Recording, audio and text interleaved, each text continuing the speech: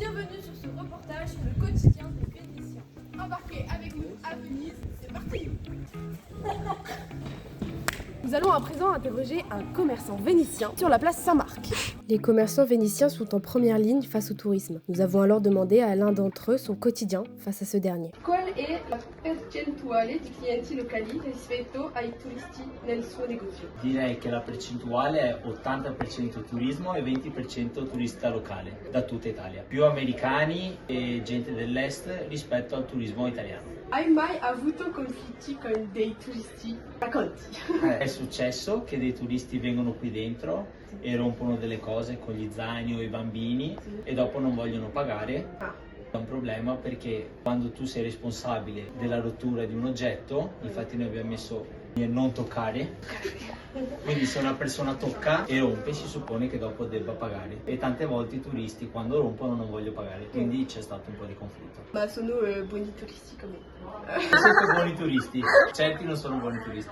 Nous allons maintenant vous présenter Marie-Luz, une touriste franco-italienne, ancienne professeure de français, qui connaît très bien Venise et qui va nous partager sa vision des choses sur ce voyage. En se perdant dans Venise, nous sommes tombés sur Marie-Luz, elle sur son balcon telle Juliette et nous sur le pont tel Roméo. Elle nous a raconté passionnément l'histoire de Venise avec quelques anecdotes sur leur quotidien.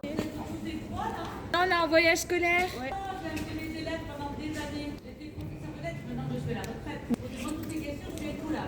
Comment est-ce que vous voyez Venise par rapport au surtourisme, à la montée des eaux, etc. On ne devient pas vénitien Vénitien, du jour au lendemain. partout où il y a des barrières pour empêcher les entrées. Ce genre de barrière que l'on retrouve à peu près partout dans Venise témoigne d'une inquiétude quotidienne face à la montée des eaux. La dernière grosse inondation remonte à 2019, qualifiée de cataclysmique par le journal Géo. Si. Nous nous sommes donc retrouvés et Marie-Luz nous a généreusement partagé son savoir sur Venise. C'est une république depuis romantique. Ils se sont réfugiés sur les petites îles, les doges, sont issus de familles très riches. Oui, ils sont très riches et très beaux, mais voilà, je crois qu'ils sont déjà très opérés, ceux-là. Ah mince. Le gouvernement habite autour de la place Saint-Marc. Venise, il y avait beaucoup de cloches. Et il y en a une qui sonne spécialement parce qu'il y avait une urgence pour se rendre vite au palais des doges. Oublie l'ascenseur. Non, c'était bien, mais bon. Elle me manque déjà. Mais malheureusement, il est déjà temps de partir et d'interviewer une nouvelle personne. We're gonna interview a man who conducts a boat in the lagoon in Venice. Nous avons donc ensuite rencontré un gondolier qui nous a raconté son quotidien avec les problèmes de la montée des eaux et qui nous a aussi raconté le quotidien face au tourisme.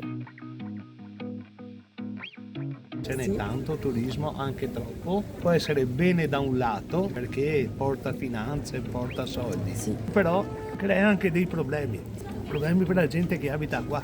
A comprare una casa, affittare, è tutto più caro. En effet, à Venise, on note une augmentation du prix de la location de 16,3% par rapport à l'année dernière, selon Idealista News. There are many shops, many supermarket, like this are more big, no? Il prezzo? Un po' più caro, perché tutta la merce che vedi qua a Venezia c'è anche il trasporto sull'acqua. Rispetto alla terraferma è più caro. Se compro un chilo di pane qua costa 5 euro. Se tu vai a Mestre lo paghi 3, ma perché non c'è il trasporto. C'è un grosso problema per Venezia, è il moto ondoso e nessuno ne parla. Il moto ondoso è provocato dalle barche a motore, no? Qua non vedi nei piccoli canali, ma tutte le barche a motore, se vai anche a San Marco, sono le onde alte perché le barche corrono troppo forte, non ci sono controlli. Quindi se le barche andassero piano si potrebbe convivere. E quindi la gente va un po' più veloce e provoca praticamente un danno alle fondamenta della città. Quindi se la laguna è piatta, se viene un'acqua alta non trova ostacoli, ma viene direttamente, quindi viene più alta. Nous allons interroger Mathis, qui est une commerçante italienne. Mathis ne va pas simplement nous raconter son quotidien en tant que vendeuse, mais aussi en tant que citoyenne. Elle nous explique pourquoi elle a choisi de ne pas habiter à Venise. Est-ce que vous vendez toute l'année ou vous fermez justement l'hiver? Alors moi, ça fait qu'un mois que je suis ici. Nous, on a 2 magasins, mais ça dépend des saisons, si ça fonctionne bien ou pas. Normalement, mes patrons ferment en janvier, parce qu'on a moins de monde. Les gens viennent plus en ce moment et en septembre aussi, c'est notre plus gros mois. Il y a du tourisme toute l'année avec le carnaval en février, Pâques, toutes les fêtes, etc. C'est quoi la différence du coup entre les à Venise, de Venise bon, déjà par rapport aux nationalités, on a toute nationalité à Venise. Ici, avec le contexte, etc., plus de français, espagnols, anglais. Est-ce que vous faites tout à Burano ou vous avez besoin de vous déplacer en bateau jusqu'à Venise? Tout ce qui est courses, par exemple, on a un supermarché.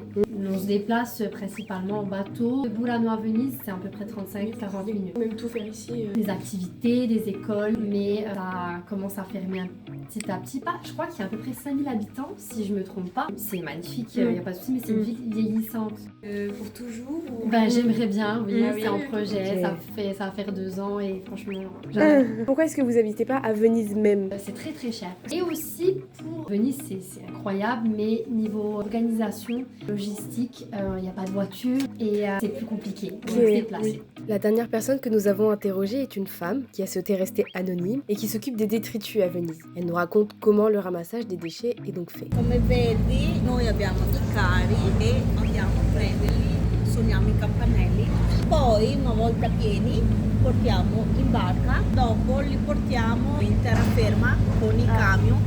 Un lavoro di fabbrica. Più importante. Hanno diminuito i soldi perché fare questo lavoro fino a 67 anni, come si fa? Grazie. Et c'est ainsi que notre reportage touche à sa fin. Nos interviewés, un grand merci à eux, nous ont permis de traiter des sujets tels que le tourisme, la montée des eaux, l'acqua alta avec il montondoso, le coût de la vie à Venise, ainsi que sa gestion des déchets. Nous avons eu la chance d'aller à Venise et finalement, y être, c'est respecter son quotidien et ses habitants. C'est admirer sa beauté, sa lagune, ses ponts, ses ruelles, ses passages, ses œuvres d'art, son savoir-faire, sans oublier ceux qui vivent ici toute l'année et qui doivent s'y adapter. Être à Venise, c'est aussi avoir testé la gastronomie et fait de très belles rencontres, malgré les heures de bus interminables, malgré une petite frayeur, la fatigue et la pluie. Merci.